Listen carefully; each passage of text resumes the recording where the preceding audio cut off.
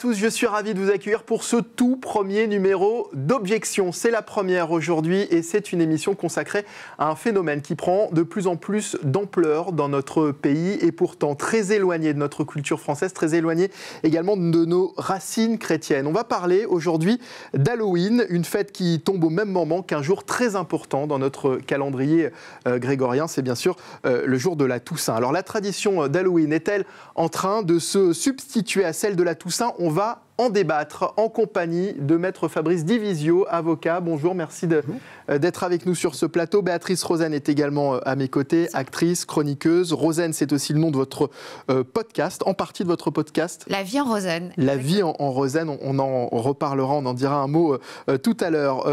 Mon père, Père Michel Viau, est également avec nous, prêtre catholique du diocèse de Paris, auteur également de ce livre, L'Église au risque de la foi, c'est aux éditions Via Romana. Et puis j'ai le plaisir aussi d'accueillir Nicolas Conquer, porte-parole des Républicains Overseas en France. Bonjour et merci d'être avec nous. Des déguisements qui font peur, alors personne n'est déguisé sur ce plateau autour de la table, des déguisements qui font peur, des toiles d'araignée en guise de décoration, et bien sûr la citrouille. Halloween est de plus en plus populaire dans notre pays, à tel point qu'aujourd'hui, Halloween tend à rivaliser avec la Toussaint, célébrée au même moment. Alors on va essayer de comprendre tout au long de cette émission l'évolution de ce phénomène dans notre pays. D'abord, est-ce que vous fêtez Halloween autour de la table? Est-ce qu'il y en a parmi vous qui ont déjà fêté cette fête, peut-être avec des amis, peut-être en famille? Béatrice Rosen. Alors, en tant que franco-américaine, j'ai vécu pas mal de temps aux États-Unis. Je fêtais Halloween là-bas, parce que c'était vraiment un phénomène de société depuis très longtemps. Mais c'est vrai qu'en France, j'ai un petit peu de mal. Pour moi, il y a une incohérence et une espèce de dissonance. Pour quelle raison ? Parce que je trouve que ça n'a aucun rapport avec notre culture française, premièrement, et pourtant étant franco-américaine, Vous avez les deux cultures. Comme les Romains, voilà, j'ai une double culture, mais quand je suis en France, je sais pas, je me sens, ça n'est pas naturel. Et puis, au fil des années, pour moi, maintenant, Halloween, je trouve que ça prend un peu une tournure qui me déplaît sur plusieurs niveaux, dont on débattra sûrement tout à l'heure. Fabrice Divisio ? Non. Halloween, c'est catégoriquement non. Moi, je suis catholique romain de surcroît, et il est clair que Halloween n'est absolument pas compatible avec la foi chrétienne, avec la foi catholique, et que nous sommes dans deux registres différents. D'un côté, nous célébrons la vie avec la Toussaint, de l'autre, nous célébrons la mort avec Halloween, et cette sublimation de la mort, elle pose quand même un vrai problème, une vraie question. On en débattra et je ne suis pas certain qu'on se rende bien compte que derrière l'aspect commercial, il y a autre chose, et c'est cette autre chose qui, moi, m'embête. C'est cette autre chose qui, pour le coup, m'inquiète. Alors on va parler justement effectivement de cet aspect commercial, Halloween importé au détriment de la Toussaint, plus traditionnelle et spirituelle. Alors rappelons effectivement qu'Halloween est une fête importée, ça c'est important de le rappeler, importée des États-Unis dans les années 90. Moi j'ai grandi dans les années 80, on n'entendait pas parler du tout d'Halloween. C'est-à-dire que en fait c'est une fête importée, oui, oui et non, parce qu'en fait, c'est une fête qui est beaucoup plus ancienne, finalement. Oui, elle est plus ancienne. C'est ça, c'est une fête largement plus ancienne. Elle est plus ancienne, et si elle vient des États-Unis, c'est parce que d'abord, elle a été en Irlande et en Écosse, et que ce sont les Irlandais qui, au XIXe siècle, ont importé cette fête. Et elle existait bien avant le christianisme, elle est païenne.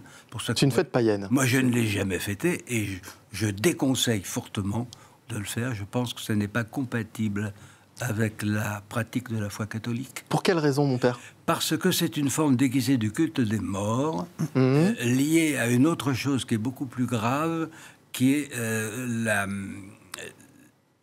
l'exaltation, si vous voulez, de la mort dans ce qu'elle a de plus opposé à Dieu. On sait que la mort, le dernier ennemi qui sera vaincu, c'est la mort, dit la Bible. Et que là, dans cette fête d'Halloween, enfin, du temps des druides, les druides disaient l'avenir, comme par hasard. Parce que cette période, c'est la fin de l'été, le début de l'hiver. Et donc, cette période, d'après la religion druidique, c'était le moment où le monde des vivants était le plus proche des morts. Si on voulait mettre une sorte de grilles ou de murs. C'est là que ça se désépaississait le plus, si vous voulez. La communication avec les morts et donnait lieu, par conséquent, à de la divination. Or, cela, c'est une pratique qui est formellement interdite dans la Bible, sous peine de mort, même dans l'Ancien Testament. C'est la nécromancie. Lisez le livre de Samuel, Samuel 28, Saül qui justement est un réprouvé que Dieu veut rejeter et qui ne lui parle plus. Alors il a recours aux choses interdites et faire monter une âme de mort du séjour des morts pour prédire l'avenir. Voilà. Et alors c'est donc du paganisme. C'est une réentrée du paganisme par une chose finalement que les hommes aiment beaucoup. C'est d'abord connaître l'avenir, c'est très tentant. Et puis le culte des morts, c'est aussi vieux que l'humanité. C'est lié au rite funéraire. Alors Nicolas Conquer, je ne vous ai pas encore entendu, et Béatrice Rosen juste après. Alors effectivement, on a dit que c'était une fête importée aux États-Unis, mais ça vient effectivement d'Irlande, ça a un héritage celte. Tout d'abord, c'est intéressant de se poser sur le nom. Le Halloween, c'est un dérivé de All Hallow Eve, c'est-à-dire c'est la veille de tous les esprits. Et donc ça s'inscrit en fait dans ce tempo qui vient pas forcément supplanter, ça s'inscrit donc la veille de la Toussaint, qui lui-même se trouve être la veille de la fête des défunts.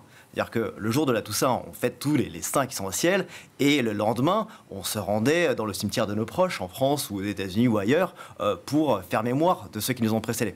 Donc ça, c'est un peu pour le timing et pour l'histoire qui est associée.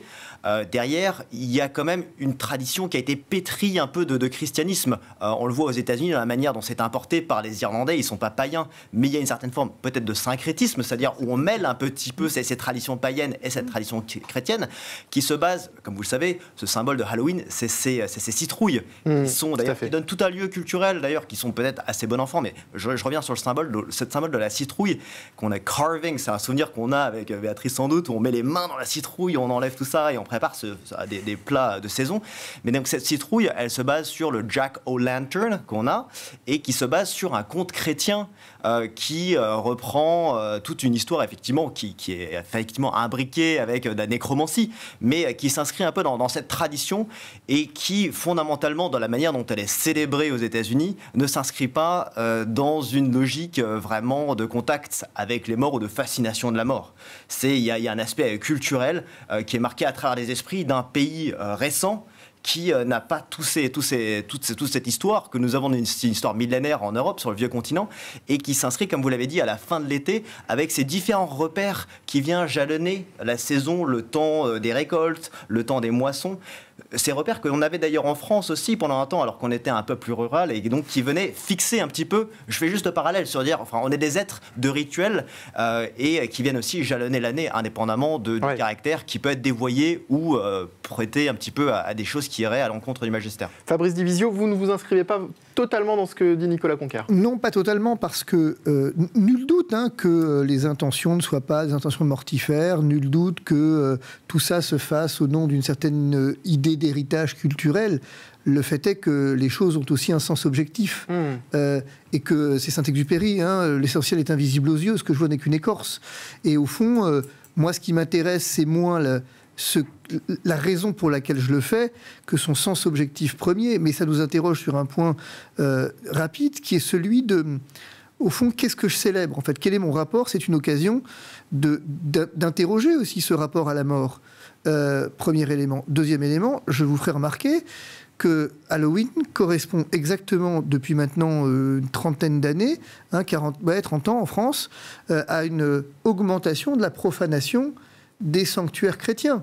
C'est-à-dire que vous avez cette nuit-là, ce jour-là, une augmentation de la profanation. C'est statistique, c'est comme ça, on le sait. Parce que vous avez également, on dit que c'est une reprise, et peut-être, mais vous avez quand même un certain nombre de rituels sataniques qui sont effectivement déployés dans cette nuit, dans ce soir. Donc il y a quand même quelque chose de l'ordre de l'occultisme là-dedans. Béatrice Rosen. Oui, je voulais un petit peu nuancer, parce que je suis tout à fait d'accord avec tous les points que vous avez évoqués. Évidemment, il y a de chacun de ces points-là, mais je voulais parler de la pratique concrète de Halloween aux États-Unis. En fait, là, on en parle d'une façon très négative, et je suis encore une fois d'accord avec vous sur tous les points, mais ça n'est pas pratiqué du tout comme cela aux États-Unis communément. C'est-à-dire qu'en fait, il y a un vrai marketing. Très positif, c'est très marketing. Il y a un vrai marketing autour de tout ça. Mais il y a aussi du partage, c'est-à-dire que tous les enfants vont dans le quartier, font le trick or treat, c'est-à-dire le bonbon ou le sort.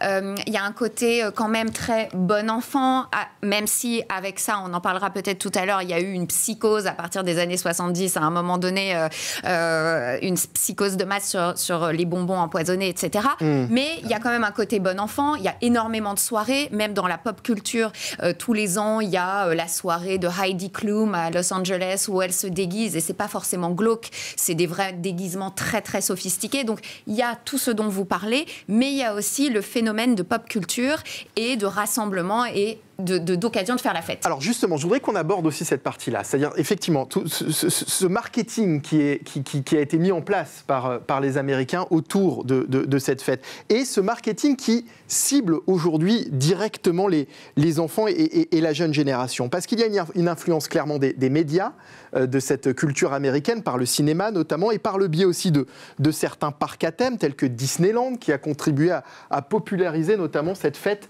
chez les jeunes générations. Et le fait que les enfants soient le vecteur peut aussi inquiéter, mon père. Oui, mais il y a quand même quelque chose. Vous parlez de culture américaine. Je suis un ancien pasteur protestant. Oui. Il ne faut jamais oublier que les États-Unis ont quand même été fondés par des protestants et par l'amour de la Bible. Et que par conséquent, la Bible est un rempart pour eux contre les déviances graves d'Halloween. Ce n'est pas le cas en France. Et ça, c'était une des faiblesses du catholicisme, que de ne pas assez donner la Bible. Il a fallu la réforme protestante pour qu'il y ait le Concile de Trente et qu'il y ait un renouveau biblique. Et maintenant, l'Église catholique n'est pas encore assez au niveau des laïcs, mais enfin, tout de même. Bon. Donc, il y a cette barrière. En France, le fait où il n'y a pas cette culture biblique, et encore moins chez les enfants, qu'on n'élève plus du tout. Bon. Oui, puisqu'aux États-Unis, effectivement, voilà. Même lorsqu'on est lors d'un procès, bien entendu. Et puis on sait ce qu'il y a dans la Bible. Exactement. Ils le savent, ce qu'il y a dans la Bible. On prête serment sur la Bible, et lorsqu'un nouveau président est élu, on prête serment sur la Bible. Et que le serment... Oui, non, mais ceci pour dire... Oui, mais quand il n'y a pas cette culture biblique, et qu'on agit ça devant des enfants, que vous agissez en fait un rituel qui remonte au fond des âges, et qui... traduit dans une civilisation catholique est lié à la sorcellerie, à la divination, à la magie et à toutes sortes de choses négatives, c'est criminel de donner ça aux enfants. Et c'est comme ça qu'on fabrique de la violence et aussi de la folie. De la folie. Pour quelle raison c'est criminel, mon père ? Eh bien parce que on touche des gens qui n'ont pas les défenses qu'ont les jeunes Américains, par exemple, parce que c'est inné, la Bible. Elle est présente partout. La notion de Dieu, c'est présent partout. Donc ce que je comprends bien, c'est que aux États-Unis, les enfants fêtent Halloween. C'est moins inquiétant le fait que les enfants là-bas pratiquent Halloween que chez nous. Ça m'inquiète quand même pour eux. Mais je préférerais qu'ils ne le pratiquent pas. Mais c'est beaucoup plus grave pour les pays latins qui n'ont pas cette formation biblique et qui tombent dans le panneau. Et qui alors, après, c'est quoi ? C'est les sites gothiques sur Internet et c'est toutes les horreurs. Fabrice Divisio, l'influence des jeunes générations, l'influence des enfants sur cette fête aux États-Unis et aujourd'hui dans notre pays. Béatrice serait mieux placée que moi pour parler de l'influence aux États-Unis, pour le coup. Moi, ce qui me dérange, en fait, aussi... J'aime pas ces trucs un peu importés, en fait. On parle toujours un peu du grand remplacement. On en parle beaucoup en matière d'immigration, grand remplacement. Mais grand remplacement, il prend une autre forme aussi. C'est une forme culturelle. Bien sûr. On n'est pas obligé tout le temps d'importer, en fait, au-delà même de tout ce qu'on a évoqué jusqu'ici, mais intéressons-nous à l'aspect culturel. Mais Fabrice Divisio, le grand remplacement culturel pour ce qui est de la culture américaine, on ne se réveille pas aujourd'hui, depuis les années 80. C'est parce qu'on ne se réveille pas aujourd'hui qu'il faut forcément le soutenir, en fait. Et je voudrais ajouter, je suis tout à fait d'accord. Et pourtant, je suis franco-américaine, mais j'aime que les États-Unis soient les États-Unis et que la France soit la France. Et j'aime que ça reste comme ça. Et je pense qu'on a affaire à une espèce de mondialisation de la culture et presque à une wokisation même de la culture. Parce que qu'est-ce qui se passe quelle est la différence entre Halloween et la Toussaint? C'est que la Toussaint, c'est une fête religieuse et que Halloween, c'est une fête laïque qui est inclusive. Et donc, nous y voilà. Alors justement, nous y voilà. Vous avez posé le problème. Vous avez posé le problème, Béatrice Rosen. L'essor d'Halloween marque-t-il la fin de la tradition de la Toussaint? Parce que c'est un peu notre débat aujourd'hui, Nicolas Conquer. Oui. La Toussaint reste ancrée dans les traditions françaises comme un jour de recueillement. C'est une journée où les familles rendent hommage à leurs défunts en se rendant dans les cimetières pour fleurir les tombes, avec des chrysanthèmes notamment. C'est une pratique qui contraste totalement avec l'ambiance d'Halloween. Alors effectivement, il y a ce phénomène de cette soirée qui est importé. On a parlé de la fête de la Toussaint, mais j'ai bien dissocié la fête de la Toussaint et la fête des défunts, le jour des défunts qui est le lendemain. Voilà, on va pas rentrer un peu dans les subtilités, mais c'est vraiment distinguer ce qui relève de la sphère profane et de la sphère religieuse et familiale qui se doit d'être entretenue. Et on a encore en France de belles traditions qui existent. Je vivais un deuil personnel en Corse il y a quelques années et j'ai participé à une neuvaine des morts. C'est des choses dans lesquelles on a un vrai recueillement, une progression en vue de la Toussaint, qui se font souvent avec une vraie tradition qui se perd, mais dans des beaux coins de France, comme à Bonifacio, il y a des confréries qui nous permettent de vivre ça, et c'est vraiment un moment de foi où on monte avec une tradition qui est multiséculaire. Donc il n'y a pas lieu d'importer ni Halloween, ni d'importer le jour des morts du Mexique en France. Si vous voulez le vivre, allez là-bas, mais refaites vivre les traditions qui sont bien implantées, qui sont vivaces, et qui ne demandent qu'à vivre grâce à la transmission de nos anciens, et qui souhaitent faire un peu vivre ces patrimoines qui sont des pierres vivantes, qui sont nos églises aujourd'hui. Fabrice Division. Béatrice, employer cette expression de mondialisation, de wokisme, il y a cette idée quand même derrière. Ce que je veux dire, c'est qu'il faut bien mesurer de quoi on parle, et c'est intéressant. Tout à l'heure, mon père vous avait dit qu'effectivement, vous avez rappelé que la Toussaint, finalement, a christianisé une fête païenne. Et on est en train d'assister à un mouvement inverse, en fait. On est en train de paganiser une fête chrétienne. On fait marche arrière. C'est ça qui est très inquiétant. C'est qu'on fait marche arrière. Il faut quand même dire d'un mot sur cette histoire de tradition. Il faut attention à la façon dont on emploie le mot tradition. Quand on emploie le mot tradition, dans l'esprit populaire, tu entends un truc qui se transmet. C'est pas faux. Tradérer, c'est vraiment ce qui se transmet. Mais l'Église vous dit autre chose. C'est qu'elle est, avec l'Écriture, une source de la foi, la tradition. C'est-à-dire que c'est ce qui nous distingue des protestants. Tout à fait. La tradition, c'est-à-dire que c'est autre chose que simplement une mémoire, en fait. C'est un mémorial. C'est quelque chose qui se transmet, qui s'actualise. En fait, la tradition de la Toussaint, c'est pas quelque chose qu'on respecte comme on respecterait une tradition florale ou que sais-je. C'est vraiment faire mémoire au sens de mémorial, de quelque chose qui vit. Et cette fête de la Toussaint, il faut bien mesurer d'abord ce qu'elle représente, en fait. C'est que attention à ce mot tradition, parce que justement, on est en train de perdre le sens même de ce qu'elle célèbre. Elle célèbre une fête de la vie. Et c'est ça qui est fondamental. La sainteté, c'est d'abord et avant tout la vie. Fabrice Divisio, est-ce que c'est pas un problème global aussi dans notre pays, le fait de perdre les traditions, le fait aussi de perdre le sacré? Ah oui, mais vous touchez deux choses différentes. C'est-à-dire que perdre les traditions, c'est grave parce que ça vient tuer la mémoire d'un peuple. Mais tuer le sacré, ça tue son avenir. Là où effectivement la tradition a trait au passé, le sacré, lui, il a trait à son présent et son avenir. Et un peuple qui ne célèbre plus le sacré n'a plus aucun avenir, en fait. C'est ça le véritable drame. Et on assiste aujourd'hui à un problème majeur, qui est que ces fêtes... On peut parler de la Toussaint parce que c'est fondamental, mais parlons de Noël, parlons de Pâques, parlons de ces grandes fêtes qui sont dans la... Moi, je suis converti depuis maintenant longtemps, puis en tout cas, je change pas de conversion depuis au moins 28 ans, et pour le coup, je me suis bien rendu compte, moi j'ai un avant et un après. Et donc, je vois bien tout ce que ces fêtes viennent comme dire de la vie de l'homme, en fait. Elles disent quelque chose de la vie de l'homme, et c'est fondamental, parce qu'aujourd'hui, on ne parle plus à l'homme, au fond. Et donc... réussir à redonner à l'homme une espérance. Ça sert à ça, en fait, les fêtes chrétiennes. C'est redonner à l'homme une espérance. Mais vous avez raison de citer Noël, Béatrice Rosen. On peut faire le parallèle aussi avec Noël, qui d'une certaine façon a aussi été cannibalisé par une influence anglo-saxonne, de par les symboles qui représentent Noël aujourd'hui et qui sont très très très éloignés de la crèche, par exemple. Et vous ne croyez pas si bien dire, parce qu'aux États-Unis, il y a même une espèce de fusion maintenant, une tendance qui fusionne Noël et Hanouka, et ça s'appelle Chrismukkah. Et donc, c'est même ça a un nom, et donc il y a maintenant des pratiques de Chrismukkah. Même Kamala Harris était contre ce qu'on dise l'esprit de Noël. Ils sont vraiment pour bannir ça. Mais je vais vous dire. Et là encore, on est en train de, on est quand même en train de réunir deux symboles sacrés de la culture judéo et du spirituel et de la culture judéo-chrétienne. Ce que j'allais dire pour résumer un petit peu la tendance, mais juste, c'est qu'il y a une. Comme il y a une mondialisation, il y a une fluidisation. Tout devient fluide. On le voit entre les genres, entre les nationalités, les pays, les cultures. Il y a une espèce d'homogénéisation, une créolisation, une fluidité de tout. Et là, avec Halloween et la Toussaint, on a l'impression qu'ils veulent enlever. Quelque part, il y a aussi cette notion de désacraliser la mort. Ouais. Alors, il y a le côté positif qui est d'exorciser ses peurs. Donc, on exorcise ses peurs le jour de Halloween. Donc, ça, c'est quelque chose de positif. D'un autre côté, il y a on ne sacralise plus le passage de la vie à la mort. Et donc, ça devient fluide, comme tout le reste, en fait. Et donc, c'est une liquéfaction. C'est ce que je vous disais l'autre fois. Ce mélange de Hanouka et de Noël, c'est du syncrétisme.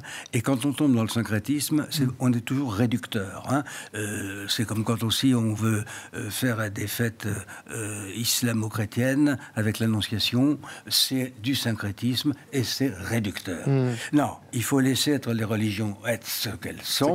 Et elles sont opposées sur un certain nombre de points. Ça n'empêche pas les hommes et les femmes de vivre ensemble et de se respecter en tant qu'être humain, en tant que créature de Dieu. Mais n'allons pas mélanger les choses, parce que là, on ouvre des portes où vont encore s'engouffrer d'autres idées qui n'auront pas grand-chose à voir avec le sacré, mais sans doute avec le commerce. Et puis aussi, on va aussi progressivement effacer, puisqu'on peut parler de vacances de Noël, mais de vacances d'hiver, on va effacer des mémoires, les références religieuses, et en les mélangeant, c'est encore pire, parce qu'alors là, on ne saura plus de quel côté on se trouve, si on est chez les juifs, ou si on est chez les chrétiens, ou si on est chez les musulmans.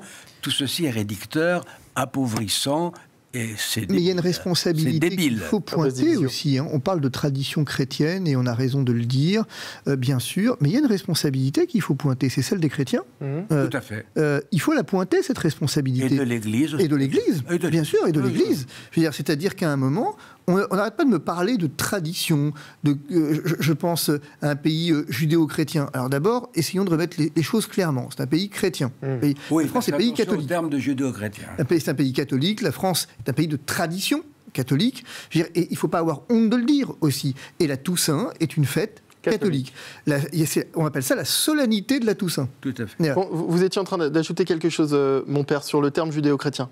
Oui, le terme judéo-chrétien, il s'applique très, très précisément à une période très courte qui suit la mort du Christ jusqu'à la destruction du temple de Jérusalem. Hein. Bon, après, c'est tout à fait autre chose. Il y a le judaïsme rabbinique qui a mené son chemin, séparé de l'Église. Mais bon, ne parlons pas de judéo-christianisme comme ça, parce qu'en fait, si vous projetez un peu dans l'histoire, qu'est-ce qui a fait connaître l'Ancien Testament aux nations païennes? Ce sont les chrétiens. Les chrétiens. Donc, si Abraham est connu en Norvège, en Finlande ou en Germanie, l'acte de la Maque, c'est parce que les chrétiens en ont parlé. Alors, pour revenir à présent sur l'américanisation, finalement, puisqu'on parle d'Halloween, et il y a effectivement l'aspect sacré, puisque c'est un problème qui pose en réalité deux questions, effectivement, celle du sacré et la question de l'américanisation. Je voudrais vous poser la question, Nicolas Conquer. Je crois que vous avez des enfants. Absolument. On parlait effectivement, des enfants tout à l'heure. il y a quelque chose évidemment qui touche à l'enfantin lorsqu'on parle d'Halloween et aux enfants. Je voudrais qu'on revienne un petit peu sur ce sujet et sur le fait qu'aujourd'hui on a une culture de la consommation américaine et qui évidemment vient cibler directement la jeune génération. Lorsqu'on parle aussi de malbouffe régulièrement, lorsqu'on parle de fast-food, lorsqu'on parle de cinéma, lorsqu'on parle de séries télé, on vient encore une fois, et c'est ce qu'on disait tout à l'heure avec Fabrice Divisio, depuis plusieurs années maintenant, depuis même les années 80, on a cette culture américaine qui vient d'une certaine façon, sans vouloir être réducteur, mais d'une certaine façon polluer la culture française. Alors elle l'enrichit, on peut apprécier si c'est en bien ou en pas bien. Je vais juste élargir le champ et dire que c'est pas juste dans une logique de subversion et de s'attaquer aux symboles que sont ceux de notre identité chrétienne, judéo-chrétienne ou que sais-je. C'est un véritable bras armé culturel qu'a cette américanisation que d'arriver à étaler sur le monde entier sa production culturelle, sa musique, son cinéma, ses codes vestimentaires, et même le changement dans les codes alimentaires. Donc je pense que évidemment ça vient porter atteinte un peu à nos traditions, on le déplore, mais que c'est vraiment effectivement davantage porté par une logique mercantile, assurément. Clairement, je pense que l'Américain, il voit plus ça sur une logique business que vraiment dans une logique vraiment de subversive. Donc, il ne faut pas se dire qu'on est vraiment en train il n'y a pas une conspiration pour aller saper les fondements de notre identité, même si c'est vrai que la perte de nos repères fait que on est des bons consommateurs bien dociles. Oui, mais ce qui m'embête dans ça, ce qui m'embête dans votre propos, ce qui m'embête, c'est que comment je vais dire, il y a un truc qui m'embête quand même en vous écoutant, c'est que finalement vous dites qu'il n'y a pas l'intention d'aller effectivement... voilà. D'abord, j'ai envie de dire, je ne le parierai pas. Ça, c'est le premier point. Je ne le parierai pas pour tout le monde. Le deuxième point, c'est que on est en train de faire quelque chose de dangereux, à mon avis, plus particulièrement sur cette question de la Toussaint, mais c'est vrai pour tout. On est en train de nier... Vous parliez tout à l'heure, Béatrice, de l'espèce de liquéfaction du mal. Liquéfaction. Moi, j'avais en tête tout à l'heure, en vous écoutant, et ça rejoint ici de ça, de dire ce qui circule vite, toujours plus vite que le bien, c'est le mal. Le mal circule toujours. S'il y a un truc qui se mondialise très vite, c'est le mal. C'est le mal. Le bien, lui, se nationalise beaucoup. Ben, c'est très compliqué. Mais le bien, le mal, lui, vous le voyez. Hein. Et donc, j'ai envie de dire quelque part, vous dites qu'il y a une mercantilisation, c'est vrai. Mais finalement, c'est peut-être un support utile du mal. Il y a une instrumentalisation. Il y a une instrumentalisation, en fait. Peut-être qu'il n'y a pas, évidemment, de plan, de méga... Non, je dis pas ça. Mais il y a effectivement une instrumentalisation par des éléments qui ont envie de manipuler ou d'aller, de faire la guerre au christianisme ou de... Voilà, il y a une instrumentalisation, c'est certain. Et disons que si je voulais saper, vous prenez Noël, si je voulais saper Noël, comment je ferais ? Eh bien, j'inventerais un Père Noël et je viendrais effectivement... si je voulais saper la Toussaint, comment je ferais ? Eh bien, je viendrais mettre en avant Halloween avec un truc très sympa, très cool. Voilà, c'est comme ça que je ferais. C'est-à-dire qu'à un moment donné, c'est quand même... Mais est-ce que c'était l'objectif, selon vous, Fabrice Divisio, ou est-ce que c'était un objectif totalement mercantile, comme le dit Nicolas Bouquer ? Si vous parlez aux chrétiens, ce que je suis finalement d'abord, je vais vous répondre oui, clairement. L'objectif, c'était de saper la Toussaint, je vais vous dire, en fait, je vais vous dire pourquoi. Parce qu'à mon sens, nous vivons dans un monde où on a déconnecté ce monde d'une réalité qui est la réalité du bien et du mal. Il y a une opposition, il y a un combat, qui est le combat des origines, et jusque, finalement, au temps dernier, qui est le combat du bien et du mal. Et entre les deux, il n'y a rien. C'est pas compliqué, il n'y a rien entre les deux, il y a le vide. Mais il y a le bien et le mal. Et donc, tout ce qui ne concourt pas au bien, bah, finalement, concourt au mal. Et donc, tout ce qui est attentatoire au bien, bah, du coup, facilite la progression du mal. Vous voyez ce que je veux dire ? Bien sûr. Alors, juste pour revenir à ce que vous évoquiez tout à l'heure, Fabrice Divisio, lorsque vous avez parlé de grands remplacements culturels. Fort heureusement, il y a encore toujours d'irréductibles Gaulois, hein, comme disait l'autre, et certaines marques, certains Français tentent de résister. De plus en plus de marques françaises cherchent à maintenir une identité propre malgré cette influence omniprésente. Ça veut dire que finalement, tout n'est pas perdu, Fabrice Divisio. Heureusement, tout n'est pas perdu. Ça s'appelle l'espérance. La définition de l'espérance, c'est la certitude présente des biens à venir. Mais c'est une tendance qui prend de plus en plus d'ampleur. Mais en fait, c'est ce qui se passe. C'est-à-dire que, par exemple, à Toussaint, il y a aussi quelque chose d'intéressant, c'est que, attention à ne pas noircir le monde non plus. C'est là-dessus aussi que je voulais Mais c'est intéressant parce que nous sommes des êtres de lumière, d'abord. Nous sommes intrinsèquement faits pour la lumière. Et à partir de là, une fois qu'on a dit ça, la Toussaint, c'est la fête de la lumière. Premier élément. Donc, deuxième élément, comment est-ce qu'on transforme, tout à l'heure on évoquait ces questions traditionnelles qui ne sont pas de chez nous, comment est-ce qu'on les rechristianise? Eh bien, il y a des initiatives qui existent aujourd'hui. On a des mamans qui viennent déguiser leurs enfants en évêques, en saints, pour associer finalement à la fois le côté récréatif d'Halloween et essayer de leur donner un nouveau sens, de leur redonner peut-être un sens, utiliser le support récréatif à des fins éducatives et à des fins catéchétiques, en fait. Mais c'est difficile. Nous avons essayé de faire le gâteau de la Toussaint dans certains diocèses. Ça n'a pas très bien marché. Non. Bon. Pour quelle raison? Parce qu'il y a cette force, il y a quand même l'anticatholicisme qui monte en France et qui ne date pas d'hier, qui commence avec la Révolution française. Ce qu'il faut bien comprendre, c'est que les révolutionnaires haïssaient beaucoup plus Dieu que le roi. Et que c'est la guerre au christianisme qui est lancée dès 1789. Dès 1789, vous comprenez. Et dès 1789, au moment où on proclame les droits de l'homme et du citoyen, que d'ailleurs le pape Pie VI va condamner, je le rappelle... Mais parce qu'il y avait, mon père, un lien direct aussi entre le roi et Dieu. Oui, mais le roi n'était pas Dieu. C'est bien pour ça qu'on le sacrait. Mais il y avait un lien. Oui, il y avait un lien privilégié, mais pas plus qu'avec un évêque. Parce que la liturgie du sacre de Reims, c'est la liturgie du sacre des évêques, mot pour mot. Mais évidemment, il faudrait voir l'ancienne liturgie du sacre des évêques, parce qu'avec la nouvelle, c'est pas tout à fait la même chose. Mais bon, je vous rassure, je crois qu'elle est valide. Simplement, ce que je veux vous dire, c'est que nous avons 2 siècles derrière nous d'anticatholicisme qui n'a cessé de monter avec la philosophie des Lumières, qui, dans notre monde français, était foncièrement antichrétienne, contrairement au monde anglo-saxon.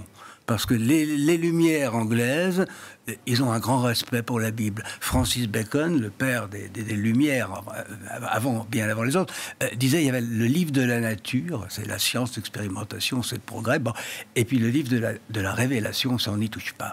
Respect de la Bible. C'est très anglo-saxon. Mais ceci pour vous dire qu'il y a quand même en France un fond anticlérical et antichrétien qui n'a cessé de monter, et puisque nous sommes maintenant tombés à une pratique au niveau de la population générale de 1,5% de la population française qui pratique le catholicisme. Mon père, pour les personnes, parce qu'il y en a, qui célèbrent Halloween, pour ne pas les stigmatiser, est-ce qu'on peut célébrer Halloween tout en respectant la tradition de la Toussaint? Ça dépend comment on fait Halloween, et puis ça dépend aussi si on va à la messe à la Toussaint et à la messe pour les défunts. Vous comprenez? Et ça dépend ce qu'on fait à Halloween. Voilà, et ça dépend quel déguisement on prend à Halloween. Moi, je veux bien qu'on se déguise et qu'on s'amuse. C'est tellement triste, la vie que nous menons en France depuis un moment. Il y a tellement peu d'espérance. Mais pas n'importe comment, parce qu'il y a de faux amusements et il y a ce qu'on appelle de fausses distractions. Et le diable est maître en fausses distractions. C'est-à-dire pour être sur un aspect un peu plus lumineux, il y a des événements qui sont montés souvent par des paroisses, des églises, qui prennent un peu le contre-pied d'Halloween. Il y avait notamment à Paris un festival qui s'appelait Holy Winds. C'est le vent un peu saint, le vent de sainteté, et ça se passait sur les parvis des églises, notamment à Montmartre. C'était une très belle manière de faire de l'évangélisation parce que ça touche un public qui spontanément n'irait pas dans l'église à travers un nouveau vecteur qui est le chant, et je vais développer, qui à la fin de cette soirée, il y a un mouvement qui se dirige, on passe du parvis à l'extérieur de l'église et on rentre dans cette magnifique cathédrale que certains préfèrent de raser, donc ça nous met hors de nous. Basilique que certains préfèrent de raser. Mais juste pour élaborer là-dessus, c'est assez intéressant où, à la base de quelque chose qui est peut-être un peu profane, on arrive à le retourner en bien. Typiquement, il y a la louange. Aujourd'hui, c'est quelque chose d'assez prégnant dans certains mouvements catholiques. Et de fait, il y a des saints qui nous ont précédés. Saint-Louis Grignon de Montfort, lui, arrivait à prendre un peu les tubes de l'époque et à les retourner un petit peu en chant plus catho-friendly d'une certaine manière, avec une portée catéchétique, si on veut dire, qui rentrait un peu plus plus dans l'inconscient collectif parce que c'est chant, c'est porteur. Et on voit que c'est des nouvelles manières d'aller au-delà de nos paroisses, d'évangéliser et d'être un chrétien heureux plutôt que d'être dans des mines un peu rabougries, ternes et défaitistes, plutôt que d'être nous-mêmes les artisans de notre propre échec et de notre propre déclin, être plutôt portés par l'espoir et de raviver autour de nos frères et de nos frères et sœurs à travers ce chant, de les ramener à l'intérieur de ces bâtiments. Et de ne plus se comporter en syndic de faillite ou en gens qui se repentent de tous les péchés du monde. C'est le Christ qui les a portés tous les péchés du monde. C'est pas ceux qui viennent pleurer pour ceci ou pour cela, vous comprenez? Et il y a un truc intéressant dans ce propos, c'est que la nature a horreur du vide. C'est-à-dire que au fond, il y a quelque chose de très fort dans ce que vient de dire Nicolas Conquer sur le fait que, en fait, ce que je disais tout à l'heure, on est des êtres de lumière, finalement. Alors, comportons-nous comme tels. Si nous sommes des êtres de lumière et qu'on considère que Halloween est une fête de la ténèbre, alors, illuminons-la. Moi, je ne suis pas très inquiète parce que je pense qu'il y a toujours la théorie du balancier. C'est-à-dire que quand il y a une recherche constante de la nature, de l'univers, ou peu importe de ce en quoi les gens qui nous regardent croient, une recherche d'équilibre. Et donc on voit, et je vais prendre un exemple, on voit que se multiplient toutes ces fêtes un peu glauques, limite satanistes, comme on a vu à Toulouse, il y a eu ces grandes machines là, dans ce festival. Alors le Minotaure, Lilith, etc. Et évidemment, c'était toujours dans un univers très dark, avec des repères un peu satanistes, les 666, etc. Mais j'ai envie de vous dire, je ne suis pas inquiète, parce que quand j'ai vu les images, je suis désolée pour eux, mais j'ai trouvé ça ringard. Et il y a un côté, maintenant, à un moment, c'était transgressif et ça devenait cool. Et moi, qui suis dans l'industrie du cinéma, tous les films d'horreur, etc., je trouve que maintenant, il y a un côté ringard, et presque has-been de tout ça. Et donc, je pense que la vague va passer et qu'on va revenir vers des choses plus lumineuses. Alors là, vous êtes très optimiste effectivement sur certains événements. Pour ce qui est d'Halloween, aujourd'hui, on n'a pas l'impression. En fait, le problème, c'est que nous, ça n'a pas toujours été. Et qu'on est des gens qui aimons le sacré, on pense à cet aspect-là. Mais c'est vrai que pour la plupart des gens, c'est une raison de faire la fête, tout simplement. Pour les enfants, d'aller chercher des bonbons. En fait, ça flatte les 7 péchés capitaux, quelque part aux États-Unis. Maintenant, toutes les filles à Halloween, c'est une excuse pour s'habiller très sexy. C'est vraiment l'excuse pour s'habiller de façon très provocante. Dans le carnaval. Il y a un côté cathartique dans le carnaval, qu'on voit même dans des sociétés très puritaines. Si vous prenez l'Allemagne, lorsqu'il y a le carnaval qui précède le Mardi Gras, c'est avant de rentrer en carême, les gens se lâchent vraiment. Vous arrivez avec votre cravate, on vous la coupe, tout est permis. Aussi, on voit ce qu'il y a le carnaval de Venise, derrière les masques, tout le monde se lâche. Maintenant, en ce qui concerne la portée vraiment d'Halloween en France, certes, c'est une opération commerciale, mais ça n'a pas pris la même ampleur que ce qu'il y a aux États-Unis. Ça reste, on vous le martèle tous les ans, mais ça n'a pas ancré, vous savez, personne dans votre entourage vous dit qu'est-ce que vous faites pour Halloween. Aux États-Unis, ça a vraiment basculé dans la pop culture, au point où même là on est en année électorale, il y a un sujet où, grâce au nombre de costumes qui sont achetés pour l'un ou l'autre des candidats, ça permet de déjà identifier une tendance. Ça marche pas avec Trump parce que il est trop bankable et donc tout le monde achète les costumes de Trump, mais tout ça, ce que ça dit, c'est qu'on reprend un peu des tendances, on détourne un petit peu des faits politiques, et d'une certaine manière ça rassemble, même si d'ailleurs, vous l'avez dit, à travers l'influence ou l'ingestion de ce virus mental du wokisme, les gens se censurent. Désormais, on ne peut plus s'habiller comme on veut. Les enfants, on leur dirait, tiens, moi j'adore telle ou telle princesse, par exemple. Ah non, tu appropries sa culture, tu es en train de lui faire du mal. Alors que l'enfant, c'est sa héroïne préférée, sa princesse préférée. Il va dire, non, toi, tu peux te rester dans ton précaré de princesse Disney, je sais pas quoi, La Belle au Bois dormant, que sais-je. Et donc, ça vient pourrir la fête. Donc, effectivement, indépendamment de tout l'aspect négatif, si on reste sur le côté rassembleur, fédérateur, dont on a tant besoin parce qu'on est dans des sociétés clivées, donc en train de chercher à ramener les gens, derrière va s'instiller ce virus du wokisme et du gauchisme intellectuel qui vient encore nous diviser et pourrir la fête, littéralement. On parlait d'espoir tout à l'heure, j'aimerais vous entendre sur un chiffre, parce que l'espoir, il est un peu quasiment 50-50, Fabrice Divisio. On parlait d'espérance. On parlait d'espérance, vous avez raison, d'espérance. Même chose que l'espoir. Il y a une enquête qui a montré que 45% des Français estiment que la culture américaine a un impact trop important sur leur télévision et sur leur musique. Tout ça, ça a un lien. aujourd'hui, si Halloween est aussi présent dans notre pays... Ils peuvent aussi éteindre la télé. C'est à cause de la télévision et de la musique. Ils peuvent aussi éteindre la télé. Mais toujours est-il qu'effectivement, peut-être que ces 45% le font. Oui, dans lesquels ils trouvent que... Si je peux... Béatrice Rosen. Voilà, l'avantage de la France, c'est qu'on a une politique qui préserve la culture comme, je pense, nulle part ailleurs. On est très protectionniste au niveau du cinéma, avec nos projets, à la radio. Il faut que... Il y a des quotas pour des chansons de langue française. Au cinéma, évidemment, tous les films, même américains, servent à financer des films français, qu'on les aime ou qu'on les aime pas, qui fonctionnent ou qui fonctionnent pas. Et donc... dans cette obscurité, il y a quand même cette résistance, ce petit village gaulois qui essaye de se protéger sa culture. Et j'espère que voilà, ça va... Moi, je crois surtout, si vous voulez, qu'il y a un truc qu'il faut quand même qu'on dise qui est important, c'est n'ayons pas peur, quoi. N'ayons pas peur. Il faut arrêter aussi, quand on parle d'Halloween tout à l'heure, tout ça, il y a un truc qu'il ne faut pas faire, c'est tomber dans la peur.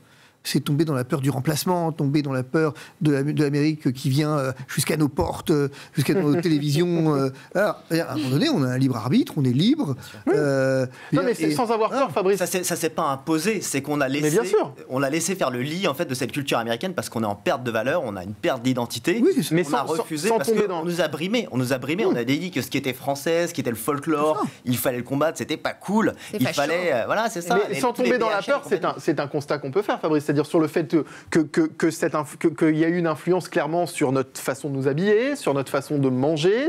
Oui, d'accord. Voilà. Oui, d'accord. Maintenant, c'est aussi le mondialisme. Il n'a pas apporté que du négatif. Cette fête d'Halloween, si vous voulez, c'est un petit peu ce que disait le père. Est-ce qu'un peu tout le monde est d'accord là-dessus, finalement, au bout d'un moment? C'est de dire ça dépend aussi de la façon dont vous la célébrez. Ça dépend ce que vous en faites. Hollywood, c'est ce que je vous disais. Hollywood était, par exemple, un très bon exemple d'une façon de s'approprier Halloween. Mais pour terminer, moi, ce que je voulais quand même dire d'un mot rapide, moi, je voudrais passer à l'étape d'après, qui est vraiment la Toussaint. C'est-à-dire que la vraie fête, si vous voulez de la vraie joie, et si vous voulez vraiment avoir quelque chose qui est là de l'ordre de la joie pure, j'ai presque envie de dire, c'est pas, regardez, tournez pas vos yeux vers Halloween, tournez vos yeux vers la Toussaint, et creusez un peu ce mystère de la sainteté, creusez un peu ce mystère de la Toussaint, et vous verrez qu'en fait, ça a vraiment une importance capitale dans nos vies, et que c'est vraiment la joie à l'état pur. Et c'est cette recherche-là, justement, qui peut faire chasser la peur. Oui, c'est ça. Parce que c'est fondamental. C'est avec la peur qu'on tyrannise les gens, c'est avec la peur que les systèmes totalitaires établissent leur pouvoir. Or, la peur, on sait très bien qu'on peut la manier de différentes façons, avec des masques pour vous défendre des virus, vous faire... il y a toutes sortes de choses. Nous avons vu toute la panoplie se dérouler devant nous. Moi, je ne marche pas, je n'ai pas peur, voilà. Béatrice Rosen, Rosen, je suis plus tout jeune, mais parce que je pense à la vie éternelle. J'ai l'âge pour ça, voyez-vous. Un dernier mot, Béatrice Rosen. La mort, ça fait partie de la vie. Mon mot de la fin, je vais le piquer à Fabrice Divisio. Je pense qu'on a chacun la responsabilité de ne pas être dans la meute et que, à titre individuel, on choisit ce que l'on regarde, ce que l'on célèbre, et qu'il faut assumer ce qu'on aime et d'être dans la lumière, pas forcément dans le sens religieux du terme, mais voilà. Nicolas Conquer. Merci à Fabrice sur ces beaux mots sur l'espérance. Moi, je pense évidemment qu'on est condamné à l'espoir. On ne peut pas sombrer dans le déclinisme. Les enjeux sont trop importants. On a une force de vie. On ne doit pas sombrer un petit peu dans cette morale, dans une attitude morne et défaitiste. Donc voilà, unissons-nous et respectons un petit peu les traditions là où elles sont. Pourquoi prendre un McDo et un Coca alors que je pourrais avoir un bœuf charolais et du Saint-Émilion? Allons dans les cultures spécifiques de chacun et mettons en avance un peu notre richesse et notre spécificité. Vous allez nous donner faim là. Allez, Fabrice Divisio, c'est pour vous le mot de la fin. Oui, juste peut-être dire que, je le redis, quoi. En fait, oui, n'ayez pas peur. N'ayons pas peur. C'est-à-dire qu'on vit dans une société de peur. On a peur de tout. Arrêtons d'avoir peur. C'est aussi bête que ça, n'ayons pas peur. C'est intéressant, hein, ne crains pas, point. C'était la première d'objection et c'est déjà terminé. Merci à mes invités autour de la table. Maître Fabrice Divisio, c'était un plaisir. Mon père Michel Viaud, prêtre catholique du diocèse de Paris. Merci d'avoir été là. Je rappelle le titre de votre livre, L'Église au risque de la foi. C'est aux éditions Via Romana. Merci à Nicolas Conquer, également porte-parole des Républicains Overseas en France. Et puis Béatrice Rosen, actrice et chroniqueuse. Je rappelle votre podcast également, La vie en Rosen. Un mot sur ce podcast ? Oui, c'est un podcast qui remet de l'humain dans les sujets de société à travers le prisme d'une personnalité que les gens aiment. Voilà. Très bien. Dans notre prochaine émission, nous reviendrons sur un chiffre qui fait froid dans le dos. En 2023, la France a recensé, selon le ministère de l'Intérieur, près de 1000 actes antichrétiens. Chrétiens, pourquoi tant de haine ? Ce sera le sujet de notre prochaine édition d'Objection, évidemment. Merci d'avoir été avec nous, merci de nous avoir suivis.